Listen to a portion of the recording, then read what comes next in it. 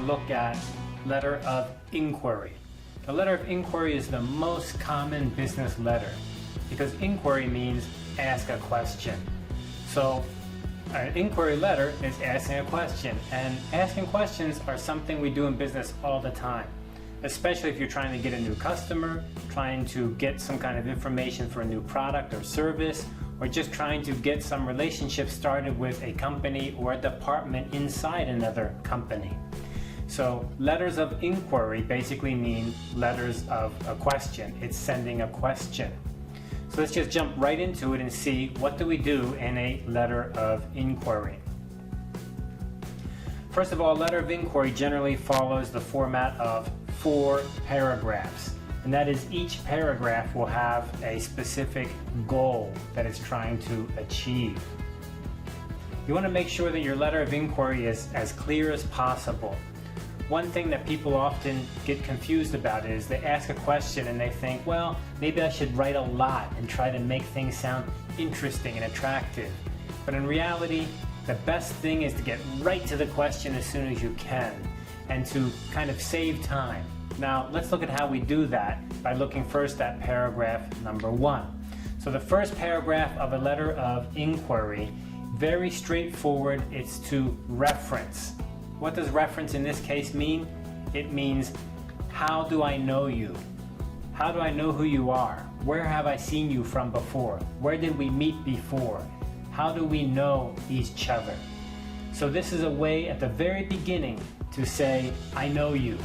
It's kind of to make a connection. Now maybe I really know you. I met you before, so I can say something like, we met previously at the Taipei Computer Conference. That's very clear.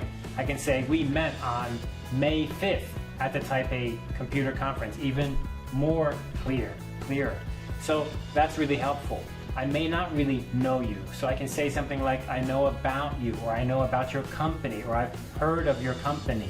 So these are ways to say, how do I know something about you? And when I read the letter, I feel, you already know something about me, so I should read more of the letter. So that's paragraph number 1. In your QBL Online, there are examples for each paragraph, so look at those carefully. But here, let me just quickly bring up a few points to this example. Last week, July 20. So it's really nice to give a date. Give a little date. When did you know about this person? And here's a journal or magazine or newspaper article. I read about you, or I read about your company.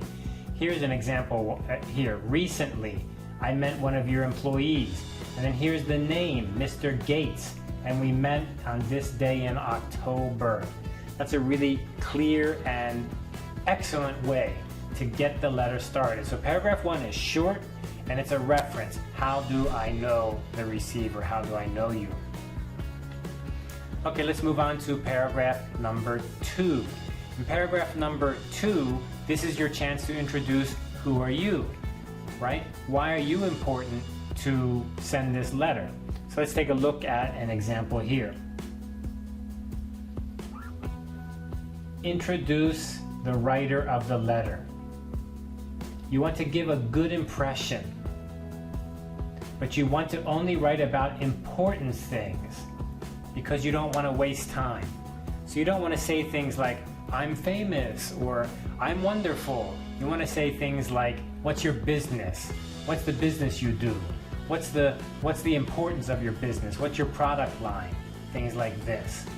So let's look at some examples of paragraph number 2. Here you can see this person says, I'm a farmer. So he's telling the receiver, I'm a consumer and I use farming equipment. I used this equipment before, so I want to get some more information about this equipment. So it's very, very clear. It helps the reader understand that you already know something.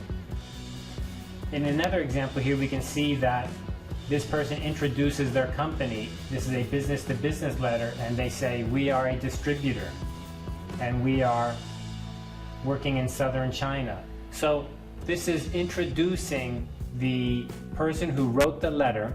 Remember, this is the sender. This is the person who sent the letter. Who am I? Why should you read my letter? Why am I someone you should pay attention to? But you don't want to waste too much time. Get right to the point. 2 or 3 sentences is more than enough. Now let's move on to paragraph number 3. And what do we do in paragraph number 3? This is where you ask your questions. Very straightforward questions.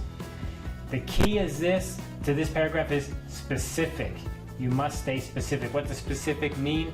Stay very, very clear and don't write too much. Ask the question clearly. It may be helpful for you to break the question into small pieces. 1, 2, 3, or A, B, C. This kind of thing can be helpful. So here are some ideas that you could follow. For example, we're often asking about price quotations. This is very normal. And here are some examples. Again, your QBL will have many examples for you. So here we have an example of a question, and this person here was a consumer and he just asked straight out about this product. And he's very clear. Please send me pricing information, finance information, terms information, warranties, and specifications. This is wonderful, really good.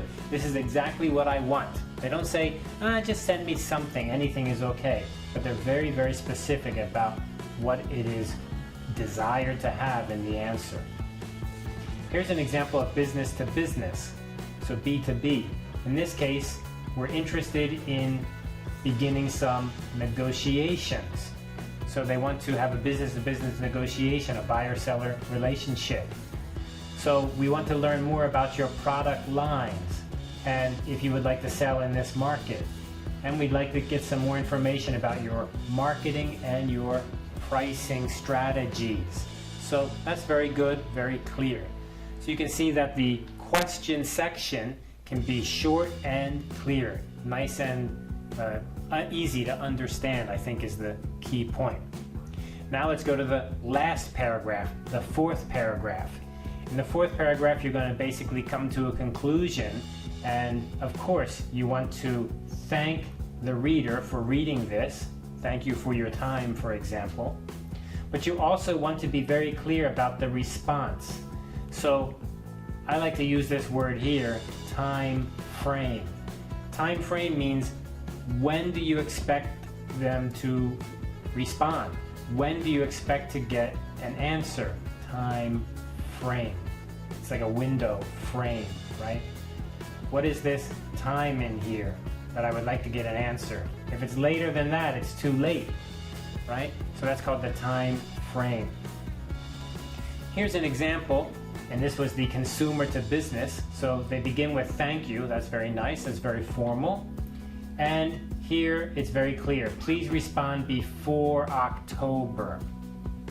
The business-to-business example here is asking for a fax or an email before August 20. Before August 20. So in this case, it's also very clear about what their expectation is.